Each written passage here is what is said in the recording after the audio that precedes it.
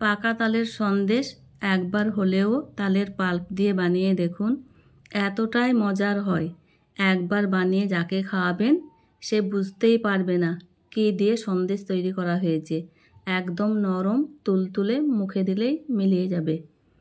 গ্যাসে একটা fry pan চাপিয়ে দিয়ে 2 চামচ ঘি দিয়ে দিলাম। ঘি দিয়ে তৈরি করলে খুব সুন্দর লাগবে। এখানে দিয়ে দিচ্ছি 1 কাপ সুজি। সুজির সঙ্গে ঘি ভালোভাবে দিয়ে নেড়েচেড়ে ভেজে নেব। এই সময় গ্যাসের আঁচ একদম কম থাকবে, নালে সুজি পুড়ে যেতে পারে, পুড়ে গেলে খেতে ভালো লাগবে না। ভেজে নিয়েছি, একটি থালায় ঢেলে নিচ্ছি। ওই ফ্রাই প্যানেই 1/2 কাপ চিনি দিয়ে দিলাম। এখানে দিয়ে দিচ্ছি 1 কাপ দুধ। নেড়েচেড়ে চিনিটা গলিয়ে নেব। ভিডিওর কোনো অংশ ভালো লেগে থাকলে বন্ধুদের সঙ্গে বেশি বেশি শেয়ার করে দেবেন। এখানে স্বাদ মতো লবণ, 2 এলাচ, 2 চামচ কনডেন্স মিল্ক দিয়ে দিলাম। আবারও নেড়েচেড়ে জাল করে নিচ্ছি।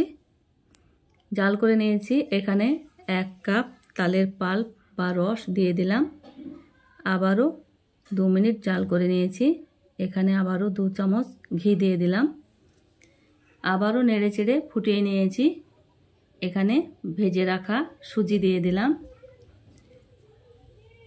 খুব সুন্দরভাবে তালের পাল্পের সঙ্গে নেড়েচেড়ে একটা নরম ডো তৈরি করে নেব। এই সময় গ্যাসের আঁচ একদম কম থাকবে।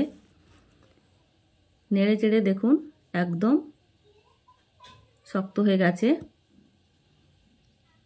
এই থালায় তেল ব্রাশ করে নিয়েছি। তালের পাল্প ঢেলে নিলাম। এবার স্প্যাচুলা দিয়ে সমান করে দিচ্ছি। গরম অবস্থায় সমান করে দিলে খুব সুন্দরভাবে সেট হয়ে যাবে। দেখুন চাপ দিয়ে দিয়ে করে নিচ্ছি। স্প্যাচুলা দিয়ে চারিপাশ আমি সমান করে নিয়েছি। স্প্যাচুলা দিয়ে কেটে নেব। ভিডিওর কোনো অংশ ভালো লেগে থাকলে কমেন্ট করে জানাবেন কেমন হয়েছে আজকের তালের পাল্প দিয়ে সন্দেশ। এখানে দেখার সৌন্দর্যের জন্য কাজু উপর দিয়ে দিয়ে দিচ্ছি। এটা দেখতে ভালো লাগবে সেজন্য, আর কিছুই না। সন্দেশটা তো এমনিই মজা হয়েছে। দেখুন আমি আবারও সাজিয়ে দিলাম। দেখতে তো দারুণ লাগছে। তালের বিভিন্ন ধরনের খাবার খেয়ে থাকি, তালের পাল্প দিয়ে যদি একবার সন্দেশ বানিয়ে খাওয়া যায় এর স্বাদ ভুলতে পারবে না। এতটাই মজার ও নরম তুলতুলে, মুখে দিলে মিলিয়ে যাবে। আপনাদের হাত দিয়ে দেখিয়ে দিচ্ছি কতটা নরম তুলতুলে হয়েছে। ছোট বড় বাড়ির সকলেরই খুব পছন্দ সহকারে খেয়ে ফেলবে। বাড়ির ছোট বড় সকলেই মজা করে খেয়েছে। বাচ্চাদের টিফিনেও দেওয়া যায়। এতটাই মজার হয়েছে, মুখে বলার নয়।